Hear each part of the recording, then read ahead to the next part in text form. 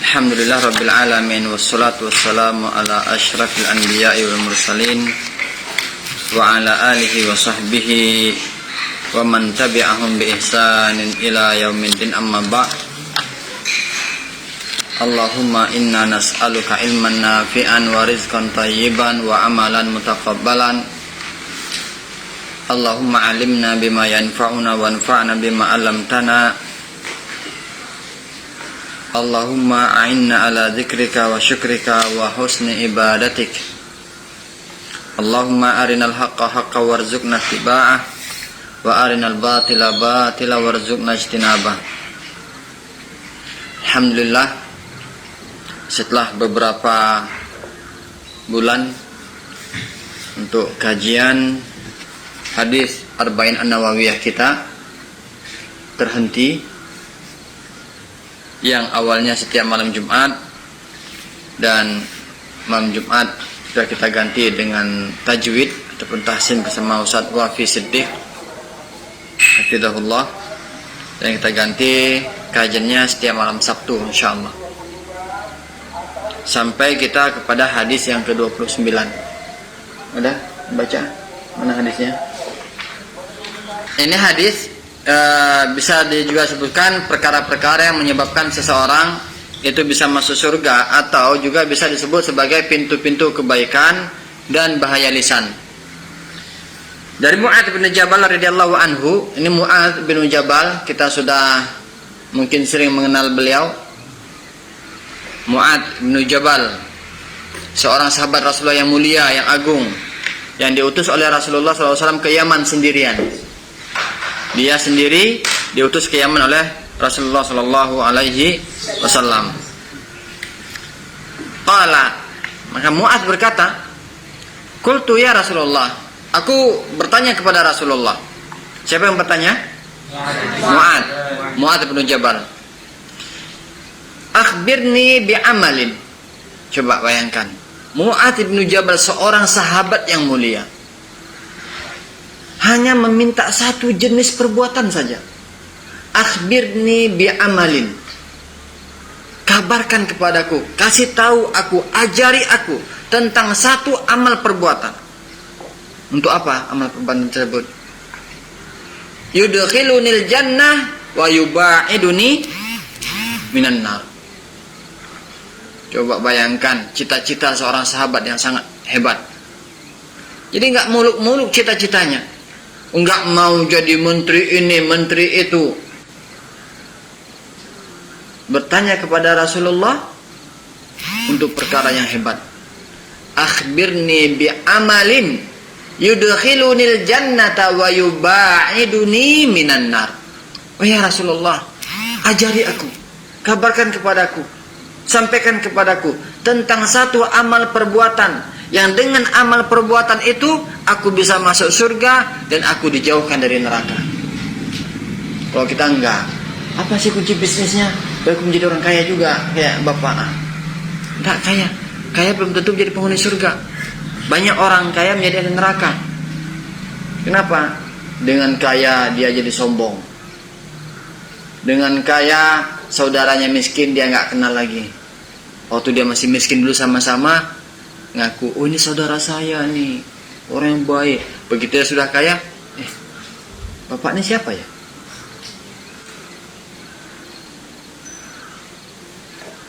Dan Rasulullah juga tidak pernah meminta tambah kepada Allah Subhanahu wa taala itu berupa harta kekayaan, pangkat, jabatan, enggak ada.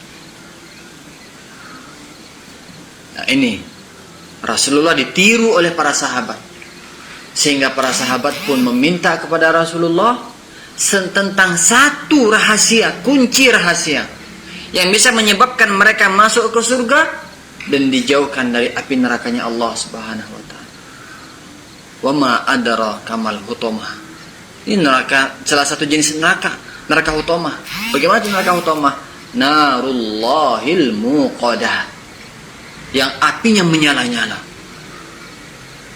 Allati tattali'u alal afidah, yang kaki dibakar sampai ke hati merasa sakitnya, hangus. Bayangkan, kita juga pernah dan sering mendengar bagaimana burung ababil yang menghancur, meluntuh lantahkan pasukan Abrahah, hanya membawa, para ulama mengatakan setiap burung membawa 3 butir batu kerikil, 2 di cengkramannya, 1 di paruhnya. Dijatuhkan, padahal batu kerikil, bukan batu gunung, batu kerikil. Begitu mengenai si penunggang gajah, dan gajahnya bolong sampai ke gajah-gajahnya mati. Ka'asfim makul, seperti dedaunan yang dilobangi oleh ulat, langsung bolong mati. Nah, ini masih batu kerikilnya neraka. Bagaimana kalau api nerakanya langsung yang menjilat tubuh kita? Maka kata Allah Subhanahu wa taala, kullama nadijat juluduhum baddalnaha juludan ghairaha liyadzuqul adzab. Pada saat mereka dimasukkan ke neraka, belum lagi sampai ke neraka, udah masak dagingnya, rontok, kena masak, jatuh dari tulangnya, enggak lagi kulit daging, enggak ada lagi lengket, jatuh semua. Kemudian Allah ciptakan daging baru, masak lagi, jatuh lagi, ciptakan yang baru lagi. Untuk apa? Hebat ya Bang Damanik ganteng, setiap menit, setiap detik ganti terus kulitnya. Padahal bukan itu hebatnya, sedang diazab. Kata Allah, liyadzuqul. Tapi para penghafal Quran, jangankan neraka, tanah pun gak memakan jasadnya. Para penghafal Quran memang sudah Allah berikan kemuliaan bagi mereka. Ketika nanti mereka dibangkitkan, mereka seperti bangun tidur, sama seperti orang yang syahid di medan perang. Begitu dia dibacok, kena pedang, disayat, dipanah sama musuh, dia mati fisabilillah. Nanti di akhirat, ketika dibangkitkan oleh Allah, darah mereka seperti baru keluar, segar. Padahal sudah berapa ratus tahun, berapa ribu tahun mereka mati. Umpamanya para syuhada Badar, yang perang Badar, yang perang Uhud, berapa banyak sahabat yang syahid di sana. Nanti ketika mereka dibangkitkan oleh Allah pada mahsyar, itu jasad mereka itu utuh, darah mereka itu segar. Maka bahkan mereka itu dikuburkan tidak perlu dikafani, langsung dikuburkan dengan pakaian mereka yang darah melimpah di baju mereka sebagai saksi di hadapan Allah SWT. Nah, kalau kita darah melimpah di kaki kita gara-gara melarikan diri dari pondok, ini jadi saksi juga. Ya Allah, saya darah yang keluar dari kakinya gara-gara melarikan diri dari pondok. Kenapa? Kena paku, kena seng, kena kawat, kena pagar, kena kaca, kena batu tajam. Kenapa bisa? Saya disuruh ngaji nggak mau, carinya nyanyi. Pergi kemana? Warnet. Sebagai saksi. Sa'alta an azim, wahai Mu'ad, engkau telah bertanya, dan bukan masalah perkara makan minum, bukan masalah perkara sepotong 2 potong roti. Maka siapa yang mengatakan sesuatu yang agung? Rasulullah Sallallahu Alaihi Wasallam. Bukan Abdul Rahim, bukan Abdul Sabur, bukan Abdurrahman, bukan. Rasulullah, kekasih Allah, manusia yang termulia di muka bumi. Sa'alta an azim wa innahu layasirun, sungguh masuk surga, dijauhkan dari neraka, bukan sesuatu yang mudah. Atau bisa juga dimasukkan ke dalam surga, dijauhkan dari neraka adalah sesuatu yang mudah. Ala man yassarahullahu ta'ala, bagi siapa yang Allah mudahkan. Tetapi yang Allah tidak mudahkan, ini sesuatu yang sulit, sesuatu yang susah, dan sesuatu yang enggak akan mampu didapatkan terkecuali apa yang telah dimudahkan oleh Allah. Jadi karena ini adalah perkara yang tidak akan mudah terkecuali dengan kemudahan dari Allah, maka mintalah kepada Allah. Karena tidak ada yang lain, zat lain yang bisa memudahkan itu semua kecuali Allah, maka mintalah kepada Allah. Maka raihlah, kejarlah surga itu, dan larilah dari neraka. Dengan apa? Dengan perintah Allah, dengan aturan-aturan yang telah ditetapkan oleh Allah Subhanahu wa Ta'ala. Termasuk diantaranya adalah dengan menghafal Quran. Setelah menghafal Quran, bisa mentadaburinya, mempelajari makna-maknanya, kemudian mengajarkannya. Khairukum man ta'allamal Qur'ana wa 'allamahu. Rasulullah mengatakan sebaik-baik orang di antara kalian adalah orang yang mempelajari Al-Quran dan yang mengajarkannya. Jadi menghafal Quran ini belum ada apa-apanya. Karena yang diperintahkan oleh Rasulullah adalah man ta'allamal Qur'an, yang mempelajari Al-Quran. Bagaimana agar kita bisa mempelajari Al-Quran? Maka dihafalkan, biar lebih mudah membantu kita dalam mempelajari Al-Quran. Nah ini, niatkan dalam menghafal Al-Quran, tujuan kita untuk mempelajarinya, sehingga apa yang ada di dalam hafalan kita itu berupa perintah dari Allah, kita bisa pahami dan kita bisa amalkan. Dan apa-apa yang merupakan larangan, mudah bagi kita untuk menjauhi. Karena memang tujuan kita bukan sekedar menghafal, tetapi ingin mempelajari Al-Quran. Di sini bedanya. Mempelajari Al-Quran bisa dengan cara menghafal, tetapi kalau niatnya cuma menghafal Al-Quran, belum tentu dia pelajari. Makanya Rasulullah mengatakan man ta'allamal Quran, bukan man yahfadzul Quran. Karena kebanyakan orang yang mempelajari Al-Quran, ketika dia menjelaskan qala Allah Ta'ala fi surati kada wa kada, qala Rasulullah SAW, tapi coba orang hafal Quran, apa yang baru kamu baca tadi? Oh, ini surah Al-Baqarah dari ayat sekian sampai sekian. Apa maksudnya? Cuma senyum aja. Alhamdulillah udah sedekah juga. Tapi coba orang mempelajari Al-Quran, ditanya, ini apa maksudnya? Oh, wa ma khalaqtul jinna wal insa illa liya'budun. Ini apa maksudnya? Oh, ini maksudnya surah Az-Zariyat ayat 56 ini maksudnya adalah kita di dunia ini untuk beribadah kepada Allah, bukan cuma sekedar jemur gigi siang hari pada malam hari, enggak. Artinya apa? Cuma ketawa-ketawa aja jemur gigi, ya? Enggak. Bukan itu tujuan kita di muka bumi ini. Tapi untuk beribadah kepada Allah Subhanahu wa Ta'ala. Ini maksud dan tujuan kita ada di sini. Oh, gitu ya. Iya. Ya sekarang kan banyak Rasulullah mengatakan man kana lahu sa'atan falam yudahhi fala yuqribanna musallana. Barang siapa yang memiliki kemudahan dalam untuk berkurban tetapi dia tidak mau berkurban, maka sekali-kali jangan pernah mendekati tempat sholat kami, kata Rasulullah. Ini berapa sih kambing satu ekor yang bisa dikurban? Sekarang minimal 2,5 juta. 2,5 juta, 3 juta, mau yang 10 juta juga ada. Berarti tahun-tahun yang lalu untuk kurban sapi aja sampai ada 200 juta satu ekor sapi. Tapi dagingnya hampir 1 ton, hampir 1000 kilo. Yang terbaik. Lan tanalal birra hatta tunfiqu mimma tuhibbu. Masya Allah. Jadi masa dalam satu keluarga tidak bisa mengumpulkan 3 juta dalam setahun, 10.000 dalam sehari,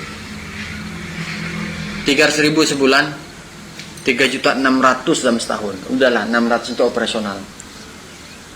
Beli bumbu itu masak rame-rame sama saudara, sama keluarga kan. Yang 3 juta beli kambing. Sementara rokok sekarang berapa sebungkus? 25. Hah? Rokok apa 10? Galan. Gaya dalam pergaulan. Yang kempot nih. Itu jarang kan? Yang banyak Magnum, Mil, 20, 30 ribu. Yang orang-orang yang punya, yang pekerja itu kadang 20 ribu, Marlboro, Mil, 25 ribu satu bungkus, habis satu hari. 20 ribu, sebulan berapa? 25 kali 3 berapa? 750 ribu. 750 ribu per bulan. Setahun 7,5 juta tambah 1,5 juta 9 juta. Dia bisa 3 ekor kambing. Dengan satu bungkus rokok satu hari, selama setahun bisa kurban 3 ekor kambing. Begitu kurban belum mampu. Berkurban mendekatkan diri kepada Allah. Berkurban mengikuti perintah Allah.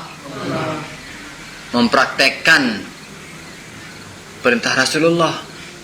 Dicintailah Rasulullah, dicintailah para malaikat. Senang saudara-saudara kita, alhamdulillah, yudi kurban lagi dia tahun ini 4 ekor kambing, bro. Makan daging lagi kita. Senang saudara-saudara kita. Nah, merokok,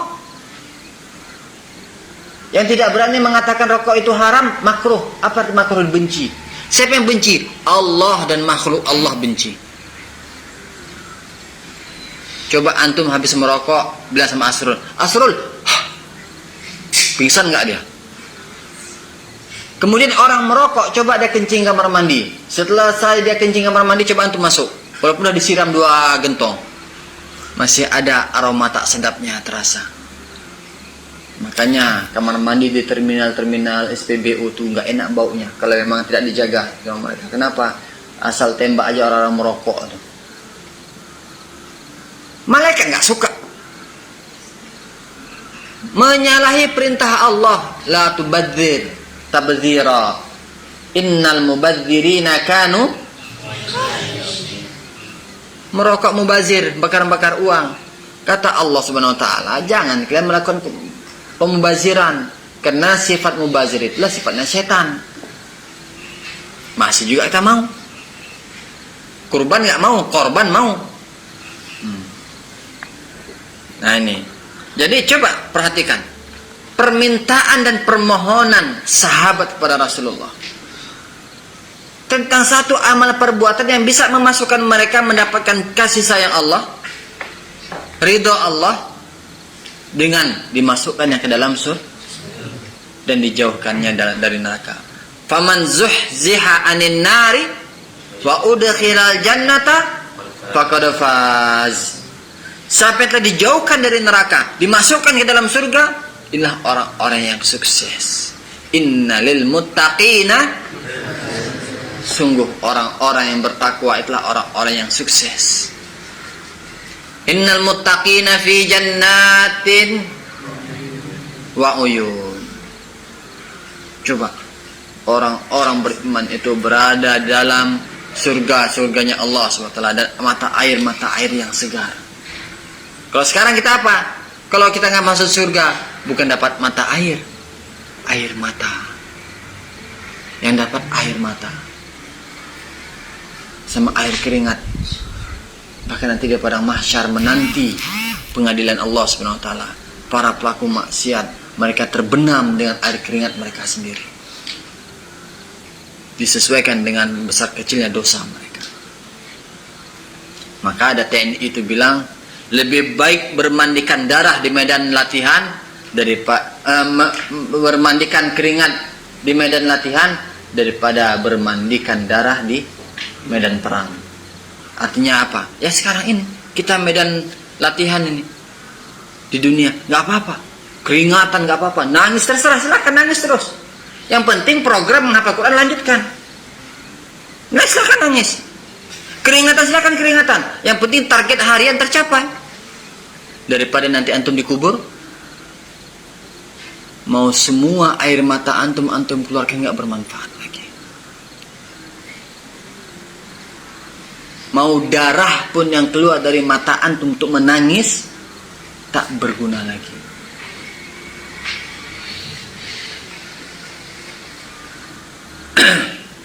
Nah, maka kata Rasulullah kepada Mu'adz bin Jabal, ta'budullaha la tusyriku bihi syai'a.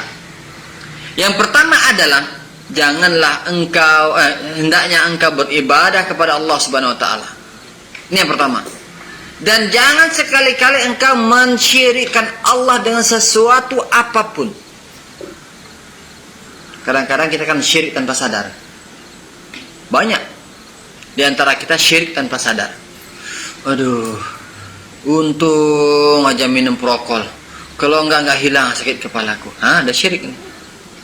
Yang menghilangkan sakit kepala bukan prokol, bukan bodrek, tetapi Allah. Allah yang menghilangkan sakit kepala itu, bukan menghilangkan kepala ya, menghilangkan sakitnya. Tapi kalau kita enggak, untung aja dikusuk sama Bang Salman. Kalau enggak sakit, enggak sembuh sakit badanku. Padahal sebenarnya kalau dikusuk sama dia tuh betul-betul tambah sakit badan kita. Tapi karena Allah kasih sayang, berikan kelembutan dari tangannya, disembuhkan badan kita. Untung ada kucing itu. Kalau enggak udah habis semua nasi itu, tumpah semua. Kenapa? Tikus yang besar kali. Seolah-olah kucing juru penyelamat. Lupa dia kalau kucing ada ikan situ habis juga dihantam. Ya, kayak kemarin itu kan korban ayam satu potong di bawah meja. Siapa lagi yang korban kemarin? Lauknya. Nah ini, tanpa kita sadari, kita berbuat syirik dengan ucapan. Ada lagi pernah datangi dukun sini? Hah? Ada yang pernah datangi dukun?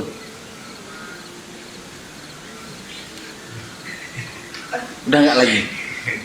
Jawabannya udah enggak lagi. Udah taubat, alhamdulillah. Kata Rasulullah, man ataka hinan au arrafan. Arrafan itu adalah paranormal.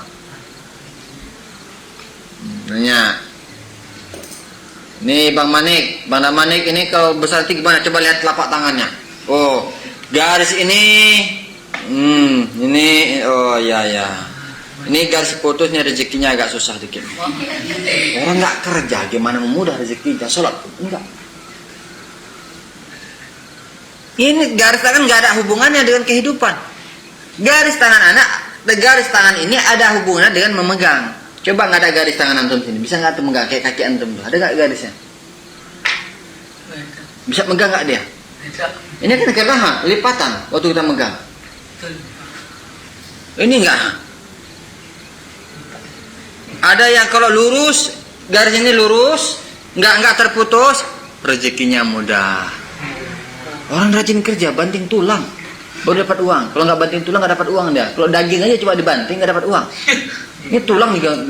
Sekali tulang Salman 4.000 yang dibanting.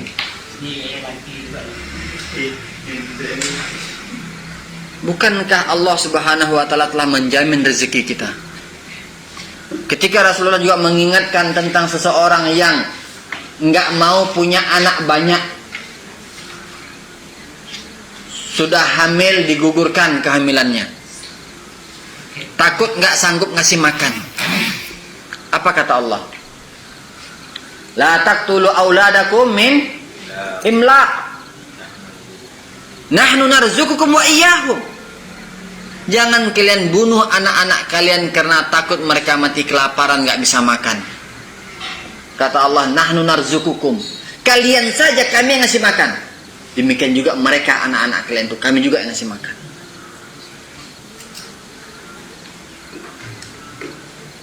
Ini. Selama apa? Wa may yattaqillaha yaj'al lahu makhraja wa yarzuqhu min haitsu la yahtasib. Kalau yang bertakwa, kata Allah, Allah berikan solusi dari setiap permasalahannya dan rezeki dari jalan yang tak disangka-sangka. Ini orang yang bertakwa. Adapun orang kafir, tetap juga diberikan oleh Allah rezeki kepada mereka. Orang kafir. Terus kenapa antum sih takut mati kelaparan? Maka kata Rasulullah SAW, "Lau tawakkaltum haqqa tawakkulih." Kalau seandainya kalian betul-betul bertawakal kepada Allah dengan sebenar-benar tawakal, la razaqakum kama yurzaku at-tayru. Sungguh kalian akan diberikan rezeki sebagaimana diberikan kepada burung. Bagaimana burung? Pergi pagi dalam keadaan perut kosong, khisoma. Wayamsi bitona. Begitu sore dia pulang ke sarang, temboloknya, perutnya penuh, di paruhnya pun ada makanan untuk anak-anaknya.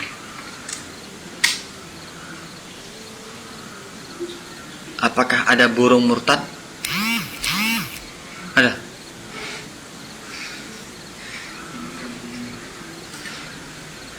Ada burung mu'alaf? Ada. Burung pindah ke masjid.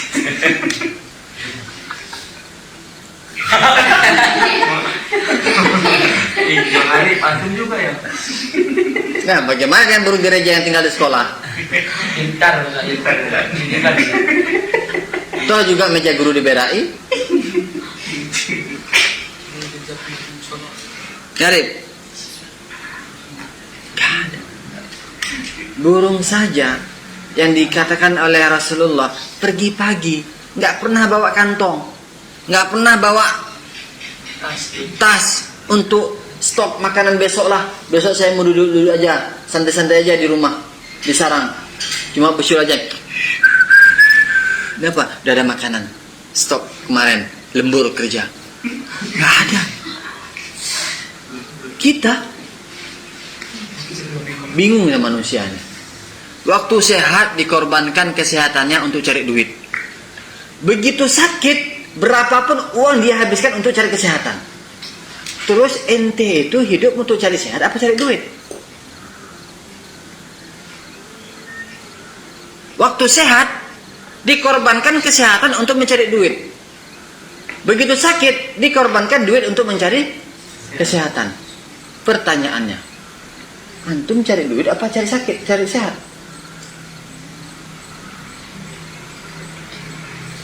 Inilah kalau orang yang tidak punya program jauh masalah kehidupan di akhirat kelak. Waktunya habis untuk situ-situ aja.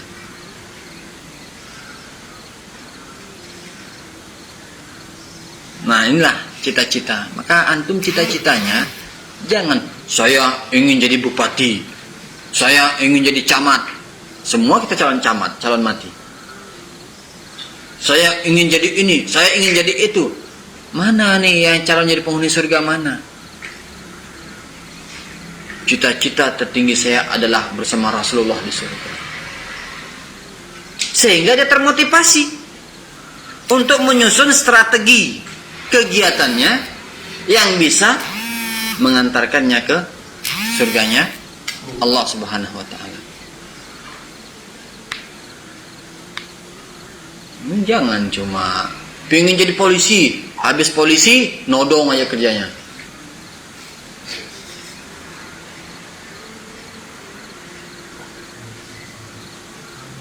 Cari tekongan-tekongan 2-3 orang udah razia dari situ. Padahal nggak ada perintah, cuma cari duit haram. Apalagi kalau mau tes itu nyogok, sehingga dia pikir otaknya, dia putar otaknya, bagaimana aku mengembalikan biaya kemarin. Kebun bapakku udah habis dijual semua, sampai kebun orang pun dijual sama bapakku. Demi anak. Ini si anak begitu jadi bapaknya apa jualnya? Bapaknya kerja pontang-panting tengah mati di kampung untuk membayari tanah orang. Dia santai-santai aja. Begitu sudah pangkatnya tinggi, nikah sama anak gadis orang-orang kaya, dia lupa sama orang tuanya yang telah mensukseskan diri. Naudzubillah. Tapi coba cita-cita ingin masuk surga. Semua yang akan dia cari apa? Perkara-perkara yang baik.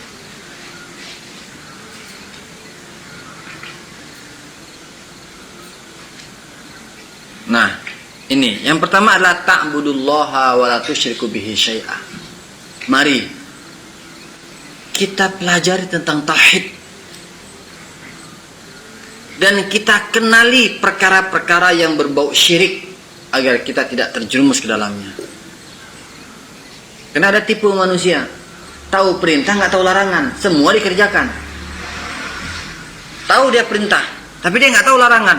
Sholat diperintah, tahu dia sholat 5 waktu, tapi larangan nggak tahu. Habis sholat masih pakai kain sarung, topi masih di kepala, hadir di meja judi, nyekek botol lagi. Dia ada jebu. Sapu medalan.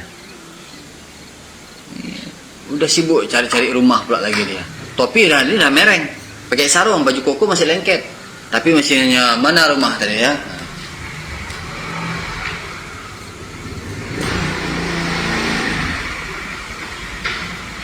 Nah itu. Kenapa? Karena tahu perintah nggak tahu larangan. Semua dikerjakan. Sholat lancar, puasa lancar. Habis buka puasa, saat merokok. Nah, ini kadang naudzubillah juga nih. Ramadan banyak orang memulai Ramadannya dengan kemaksiatan dan mengakhiri dengan kemaksiatan. 5 menit lagi, cepat 1 batang lagi lu. Tanggung katanya. 5 menit lagi masih ada waktu. Cukup 1 batang merokok. Begitu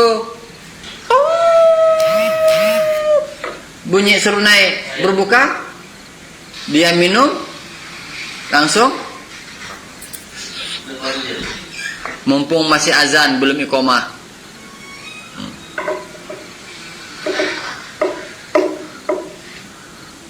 Nah ini.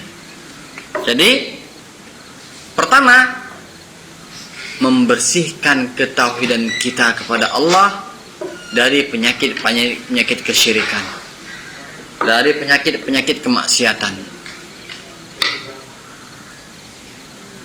Kemudian apa? Kalau orang yang sudah memiliki ketauhidan kepada Allah, sudah mantap akidahnya, maka mudah bagi mereka untuk watuqimus shalah, mendirikan sholat. Tapi kalau ahlu maksiat itu sholat susah. Bang, sholat dulu bang. Alah, nggak enak mau sholat nih, baju pun bau tua katanya. Gimana mau sholat? Tapi coba orang soleh, Musa, oh ya di mana? Ke masjid. Oh yuk. Kenapa? Dia bajunya terhindar dari najis dan kotoran, dia jaga. Tahu dia tauhid, akidah yang benar. Jadi tauhid yang pertama nih. Sehebat apapun ibadah kita, kalau tauhid yang enggak benar, enggak ada manfaat. Wa may yabtaghi ghairal islami dinan falan yuqbala minhu wa huwa fil akhirati minal khasirin. Ini tauhid. Barang siapa yang mencari selain Islam sebagai akidahnya, maka sehebat apapun amal kebaikannya enggak akan ada manfaatnya. Antum berinfak, antum nolong orang, enggak ada manfaatnya selama tauhid antum bukan Islam. Makanya tauhid yang pertama, antum yang dari perbatasan dari Kutu Cane, dari Singkil, ini punya tanggung jawab yang besar untuk dakwah di sana, mengislamkan orang-orang Islam. Ini yang sulit, mengislamkan orang-orang Islam. Artinya apa? Jangan dia hanya sekedar Islam nama saja, tapi amalannya nggak sesuai dengan Islam. Ini yang banyak. Ketika Ustaz juga pernah safari dakwah, ada 80 kakak penduduknya, tapi cuma 8 orang sholat Jumat. Nggak sampai. Memang rumahnya agak berjauhan memang. Tapi satu kampung itu segitulah. Waktu itu Ustaz khatibnya. Ada berapa orang bapak sama beberapa orang anak-anak. Nah ini tanggung jawab kita.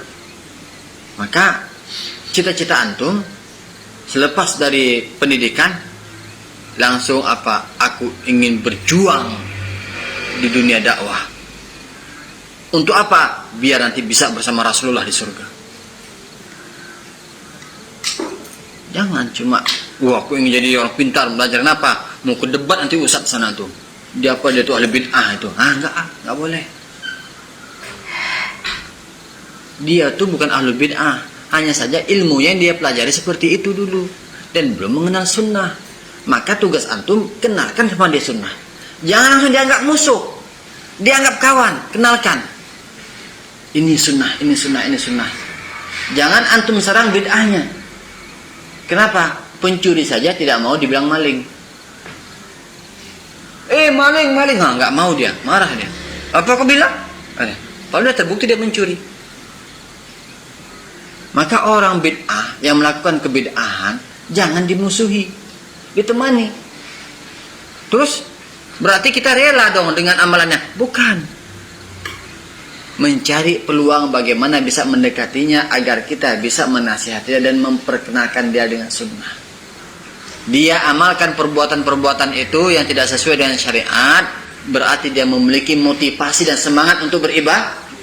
Hanya saja salah dan kurang tepat. Tugas kita lah untuk menempatkannya. Tugas kita adalah untuk menjelaskan. Jadi jangan langsung dimusuhi. Dan kita juga belum tentu bisa selamat dari neraka. Saya udah belajar sunnah, sombong, sama kayak si iblis. Aba wastakbar wa kana minal kafirin. Saya belajar sunnah, saya udah hafal Quran 30. Apa kira 30 aja gak lulus? Gak ada manfaatnya 30 juz. Hatinya rusak karena sombong. Sifat iblis dia ambil. Sama dengan Qabil, sombong, sehingga saudaranya dibunuhnya, si Habil. Sifat iblis diambil. Maka terkadang kita ini nggak suka sama casing, tapi softwarenya digunain. Casingnya iblis, nggak suka sama iblis, tapi softwarenya dipakai. Ini kan parah. Sombongnya, suka mencaci-caci orang, menipu orang. Kan Nabi Adam alaihissalam turun dari surga ke bumi gara-gara iblis, ditokoh, ditipu, gara-gara memberikan berita hoaks. Katanya buah ini sengaja Allah tidak kasih engkau makan wahai Adam, agar engkau jangan kekal kayak malaikat di sana. Inilakum lanasihun amin, katanya. Aku sungguh sebagai orang penasihat bagi kalian, kata iblis. Mengaku juga dia sebagai penasihat. Penasihat kemunafikan. Dan dia serius menggoda Adam, berhasil.